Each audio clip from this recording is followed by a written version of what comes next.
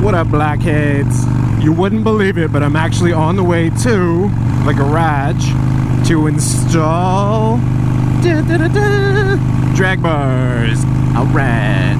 So yeah, headed to the garage to install a set of 32-inch zero drags with 4.5-inch pullback. It's got the knurling in the middle, and installing some new grips as well. Finally getting around to this. I wanted to do this on Friday, but it ended up raining and being shitty weather. So, no time like the present. Oh, buggers. So yeah, hopefully this install should go off without a hitch. I do kind of have a game plan on, you know, how to swap everything over. I have heard with drags that the brake line here does tend to bend a little bit, but I believe we should be all good because previously people have been able to do it, and while it does look like it kinks, it's actually free-flowing. So, but if it ends up being a problem, we'll tackle that when we get there. Man, the top of this tank, flat black, or my bad, denim rather, super hard to maintain and keep clean. I actually recently bought some like a matte black wrap, you know, like vinyl for like a car wrap, and all the tools, and I'm gonna put like a protective layer over the top of the tank, just because, you know, like from gasoline and I don't know, normal wear and tear. Figure it could use a little bit of added protection. Maybe I'll throw that on the rear fender too. A couple people say to use like a tank bib and fender bibs, but I don't know. Maybe it defaults to me being ultra picky, but this guy's on a bike and he's like smoking a cigarette. The fuck? So anyways, yeah, not really a huge fan of the tank bibs and the fender bibs, like with how they bunch up, and you know, they don't look very clean. If you guys haven't noticed a recurring theme here, whenever I get to be really picky about stuff, I do mention it's not very clean. We're talking about the profile of the bike and it being clean. I like clean. Maybe that's why I was considering going the whole bobber route, because of it's just super minimal and it can look very clean. But regarding that, you guys have given me tons of different options. I think for like the rear fender, since it does rain in Florida like during the summer pretty much like every single day, I think I'm gonna go with like a aftermarket fender. Find something cheap like on eBay or from Harley or whatever, and you know, get it painted, chop it, kind of experiment with it. That way I still have my stock fender if I want to revert. And then we'll see how that wrap works out on that rear fender. Gotta keep these things protected, man. So I don't know what the latest news is on this dude that killed the cop and his girlfriend, his pregnant girlfriend. Condolences to you know, the families once again, friends and families of those affected. It's just crazy, man. Sad. I guess the reason I bring it up is because I'm coming into this area, you know, riding through this area again, pretty much where it happened. But the last I heard, like, I know the reward was up to $100,000, and it was kind of crazy. Last night, actually, we were riding back from grabbing some barbecue, and we saw, like, I want to say like 4 or 5 helicopters just hovering in a certain area of town over there. So I don't know if that has anything to do with it. Maybe they're getting close to catching the guy. I knew they did get his mom, and basically she says she's not telling the police anything, I guess, and that you know, that's her baby and all that, even though he's murdered people. Like, I don't understand that.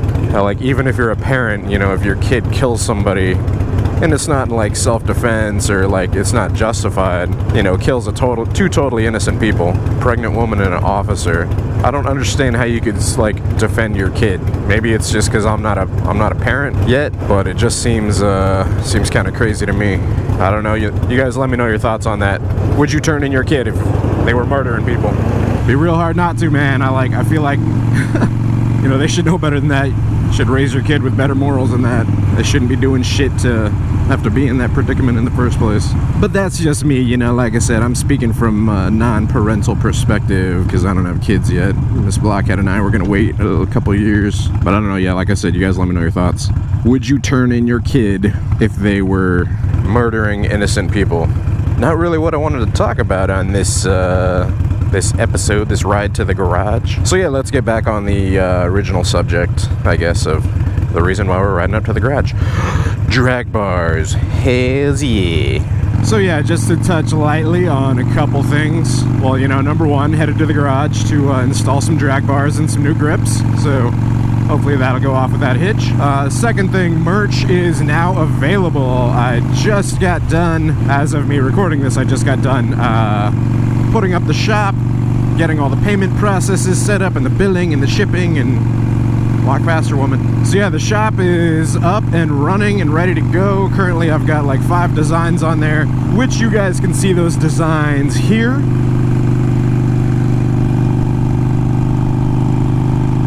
And I also ordered a couple of test runs for the shirts, which they came out awesome. Really great detail on the prints. The shirts we're going with, I mean, they're black. If you guys want a different color, you know, maybe in the future, but like, let me know if you guys are interested in a different color. If you can't tell, I like black. I like the color black. Well, the lack of color black, I guess, you know. Black iron, black gloves, black jacket, black helmet. So yeah, I wear a bunch of black shirts.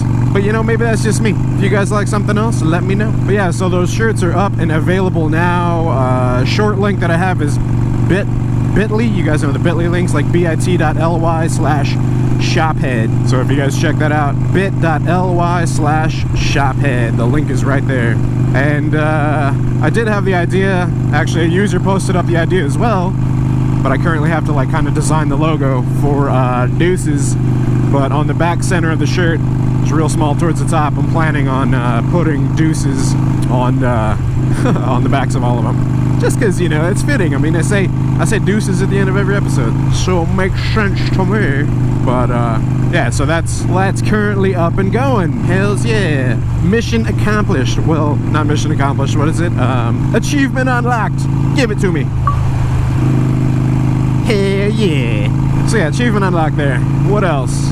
Yeah, I just got done doing a couple gear reviews. If you guys haven't seen those, go check them out. Did a review on the swing arm bag as well as the Xena disc brake lock alarm, which yeah, I'm gonna have to write out like a kind of structure for future gear reviews.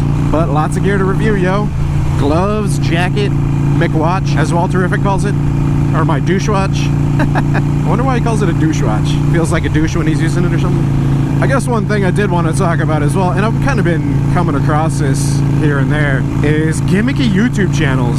I don't know, you know, whenever you go like to the YouTube main screen, it has like recommended videos and stuff. Well, obviously for me, since, you know, I run a motovlog, a lot of the recommended videos on there are other motovlogs. So, you know, I check out other people's motovlogs just because it's cool to see kind of what they're doing and, you know, how they have their content set up and all that. And so, I mean, just watching through a couple of them, I mean, there's a couple solid motovlogs that I can watch and I know I'm gonna like them. Motonosity, Do It With Dan, Walterific, Bike and Bird. You know, like, I like the layout. I like the I don't know what exactly you would call it, like the pacing, you know? Like, there's no like huge lags in between like them talking. It's not just a lot of like dead quiet time. It keeps your interest, I guess, is what I'm trying to say. And they seem like they're being themselves, you know, like just acting totally normal. Like if you were to meet them in person, that's what they would be like, right? So there's a couple motovlogs out there, and I'm not gonna mention any names, but dude, they are annoying. Like, when I say gimmicky, like they're trying to basically use something extra besides just saying like, hey, here's my content. They're using something extra to kind of get people to tune into their channel. And I don't know, I'm not really about that. Like, if you guys aren't vibing with just this, like, I'm not gonna be putting a bunch of stupid shit on the channel and acting like just fucking crazy guys. Like, just, oh my god, look at that guy in the red vest, he's wearing a Bulls. I remember the Bulls. Michael Jordan back in the day, he was badass. Like, oh, you guys remember Michael Jordan? Oh my god, he was so good. Like, when he dunks, and his shoes, they're like $1 billion. I fucking love his shoes.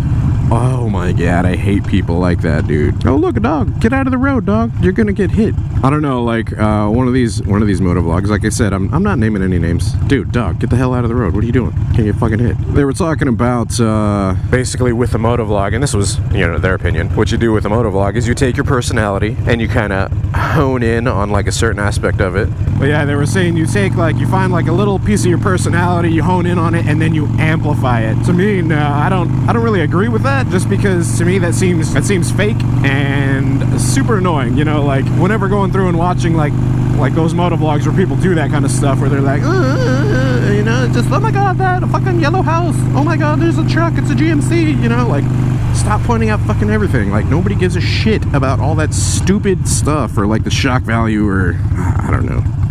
You guys would really have to see this stuff. I really wish I could post a clip to like some of these videos that I'm talking about, just so you guys can see how annoying they are.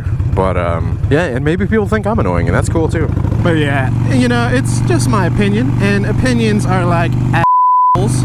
Everybody's got one. Or the friendly version, opinions are like elbows. Most people have them. I guess there are some people that don't, but we're not gonna go there. It's an entirely different subject. What's up with this cop? But anyways, I ain't about that trying overly hard and, you know, being all crazy like that. So hopefully you guys are enjoying what you've been seeing, because what you see is what you get. But yeah, man, just be yourself, you know, to all you motovloggers that might have those insecurities of like, oh yeah, I'm totally one of those annoying motovloggers. It's like, oh my god, guys, look at this Accord. And then just blow it like way out of proportion. Like, who the hell cares? Like, who gets that worked up about some stuff? I mean, I'm getting worked up over the fact that these other motovloggers are, you know, trying too hard. Dude. Total fucking red light, you're just going, what the fuck? I mean, I guess you knew it was gonna turn green, that's cool. I didn't. Oh shit, an abandoned car lot. Let's go check that shit out. Oh, maybe that's me blowing it out of proportion, guys. Oh my god, I found an abandoned car lot. Let's go check it out. It's gonna be fucking awesome. Fuck yeah. Blockhead in the abandoned car lot 2017. Oh man, I'm dumb. I'm gonna print that on a shirt. I feel like I say that a lot. Man, I'm dumb. I'll just Blockhead. Man, I'm dumb. I can see it now.